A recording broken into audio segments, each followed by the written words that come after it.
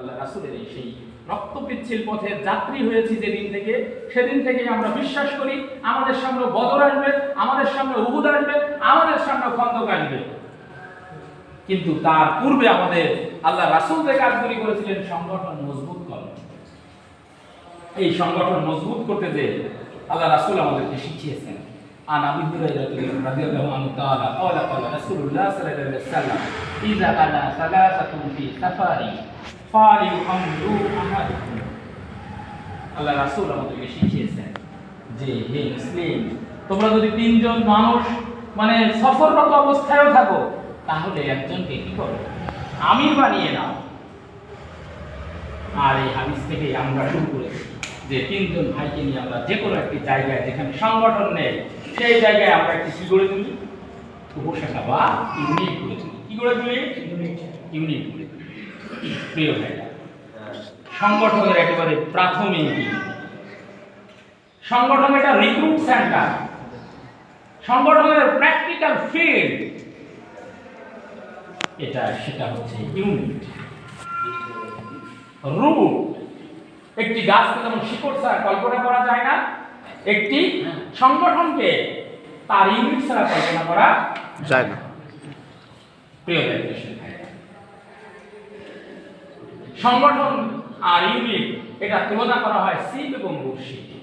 সিপটা থাকে যে স্টিকটা, সেটা আমরা সিপ বলি, আর বড়শিটা থাকে সিপের মাথায়। বড়শি বলা হয় হচ্ছে ইউনিটকে। ছিপটা পুকুরের উপরে আমরা ধরে বসে থাকি, আর বড়শিটা আমরা পানিতে নিক্ষেপ করি। মাছ ধরা হয় ছিপ দিয়ে না ওই বড়শিটা দিয়ে, বড়শি দিয়ে। হয়তো টোটালটাকেও ছিপ বলতে পারেন, কিন্তু দুইটা পার্ট আর কি, একটা স্টিক আর একটা হচ্ছে ওর সাথে সুতার মাথায় থাকবে হচ্ছে বড়শি। তাহলে মাছ ধরে কোনটায়? বড়শি। বড়শি। আপনি স্টিক অনেক মজবুত করলেন, অনেক দামি দিলেন, কিন্তু বড়শিটা একেবারেই মরিচা পড়া, বড়শিটা একেবারেই ঘুরে ধরা। এই বড়শি দিয়ে কি আপনি মানে মাছ ধরবেন এই এক্সপেকটেশন আপনি রাখতে পারেন? এই এক্সপেকটেশন যারা করে তারা বোকার সঙ্গে বসবাস করে। প্রিয় ভাইরা, এই একবিংশ শতাব্দীর এই সময় দাঁড়িয়ে আপনারা যারা চিন্তা করেন ১,৪৭,৫৭০ বর্গ কিলোমিটার জায়গায় আল্লাহ তাআলা দ্বীনকে কায়েম করতে চায়, যারা স্বপ্ন দেখেন এই খোকসার মাটিতে আমরা কালিমার পতাকা উড্ডীন করতে চাই, কিন্তু আপনারা আপনার বড়শিকে যদি ঘুরে ধরা রাখেন, আপনার ইউনিটকে যদি দুর্বল রাখেন, ইউনিটকে যদি একেবারে ভিত্তিহীন রাখেন, এটাও একই কথা যে স্বপ্নের মানে বলে বোকার সঙ্গে বসবাসের ন্যায় একটি অবস্থা।